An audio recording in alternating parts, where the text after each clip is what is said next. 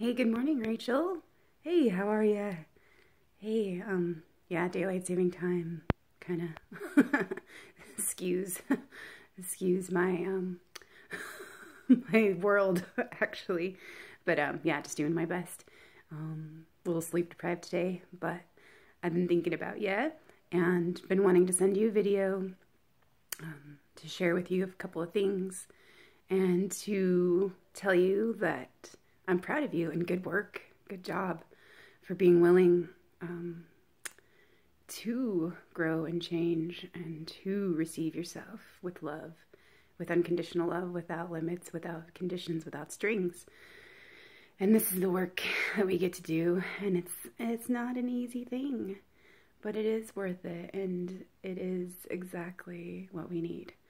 And so, good job for showing up and for doing your best and for being willing to trust the rest and to be here and to heal.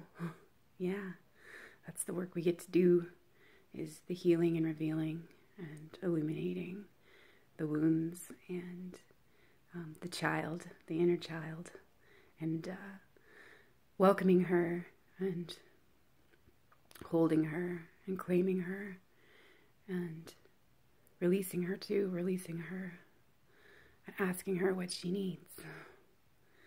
And so that's why it's so helpful for me because I feel connected to the mother archetype. And she's really, really influential in my life because that's what I always wanted to be when I was a little girl, was a mother. And so she's been always close to my heart. And so I call on my mother energy to hold me. And I imagine like a beautiful, beautiful sacred mother in white robes, just so beautiful, just holding my child with me. And that child is me, and that mother is me. And together, their love for each other, because they are part of the same thing. And so, yeah, that's what really, really is an anchor for me, is my mother energy. My mother will hold everything, and she is peace. And peace and grace and everything is safe with her. And so, yeah, when I'm freaking out or having a panic attack or I've lost my way or I feel disconnected and unsure and uncertain, I just remember that mother energy and that everything is held and everything is right. And call on her and ask her to help me see what I need. And so, yeah, those are just some of the things that have helped me. And I did want to share a little bit about how this all came to be, how I started working with my affirmations and my new choices and agreements and what they've opened up for me. So it was a couple years ago, November 2016, that I had been experiencing a dark night of the soul, a spiritual crisis, where I was just floundering, it seemed like, for a couple years after a poly relationship that I had with a massage therapist that I had met and had a relationship with her for about 8 months. And that taught me so much, and it was such a mess, actually. It taught me a lot about myself and about what I really need and about how I wasn't being true to me and how I put others first. So I didn't have to look at my own needs because I thought it was up to me to take care of others and make them happy and take care of their needs, and then I would get my needs met. But that's not really how it works for me. And I got to learn that the hard way, and in a beautiful way, but it was it was messy. But it did help me with discernment and help me check back into how I'm really feeling and what I really need for me. And it helped me look at what I really want, because I suppressed my desires because I thought I had to. I didn't think I could get my needs met, so I pretended that I didn't have needs, or I avoided looking at them so that I wouldn't have to feel like there was something lacking. But that caused like a lot of dysfunction, and I wasn't being honest with myself. So how could I be honest with my partners in my relationships? And so that opened up a whole lot. At that time too, my daughter had moved out of the house, and I was going through empty nest syndrome. Her father had died of alcohol poisoning, liver failure at the age of 39, and so that was kind of making me question my own mortality and my own life and where I was and what I was doing, and how I just felt so discontent and so disconnected and so isolated. And all of my relationships that I had, they seemed like they were not quite solid and lacking intimacy. And I felt just really alone, and because I wasn't taking care of me and I wasn't there for me. It was like I was floating in a vast sea, and I couldn't find my way. I didn't have an anchor, and just, yeah, I was just lost, and it was dark, and just felt so afraid of everything, so betrayed. Could see all the exploitation that was going on, the disrespect for life, and just the chaos it seemed like in the world, the violence and the hurt.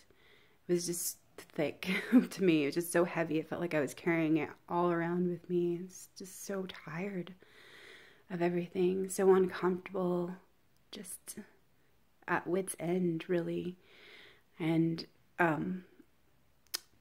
just seeing like all the hatred and all the fear and just feeling it, because I do pick up on those things. I'm really sensitive. So it just seemed like the world wasn't a safe place. And I broke down one day because of some things I'd seen on Facebook, and just all of it. It was like the last straw, and I just kind of collapsed and asked him, I don't know what to do. I just don't know what to do. And the first answer I got was forgive. And so I said, well, how do I forgive this? How do I forgive all this, this betrayal and this ugliness? And the answer I got was choose to. Just choose to forgive. And so I said, okay, I will choose to forgive. I don't know how to forgive this, but I will forgive, and I'm willing to forgive. And as soon as I did that, I received some things. And I realized that all of my choices that I had been making unconsciously had been contributing to my pain and to my suffering. And as soon as I realized that, I was like, whoa, what can I choose? Can I choose growth instead of pain? Can I choose to be committed to my growth instead of to my pain? And that's when I saw some patterns that were contributing and that were reinforcing my patterns of pain. And so these were addictions. And so I made the choice. I'm going to show up for me. I am going to be my love for me that I need. And I am going to be committed to my growth and my well-being. And as soon as I decided to do that, I started noticing all of these choices that I had. And even the choices that I wasn't happy with, I just started to notice what I was choosing, because I wanted to be accountable for what I was creating. And so if I was creating pain, then I accepted, okay, this is painful. I'm in pain. What can I do to take care of me during this time? And making different choices just to be with what's here with me, and to be where I was, to be where I am.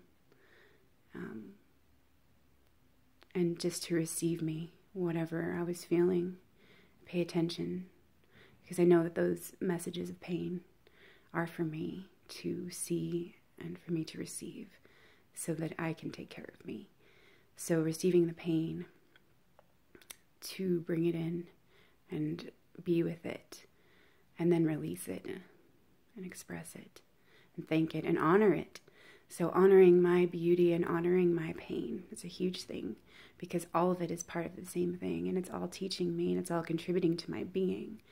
It's all contributing to my growth and to my learning, and teaching me what I really need, and helping me to remember who I am and who I can be for me.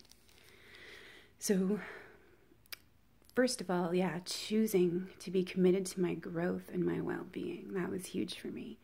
But then another thing was, I asked my mother, what can I do to contribute? What can I give? What can I do that no one else can do, that I can show up and be and contribute? Can you please show me how I've been a gift, to myself and to others? And I was really willing to receive that and to be open to that, to seeing that. Please help me see what I need to see. Please help me hear what I need to hear. Please help me receive what I need to receive so I can be who I need to be for me. And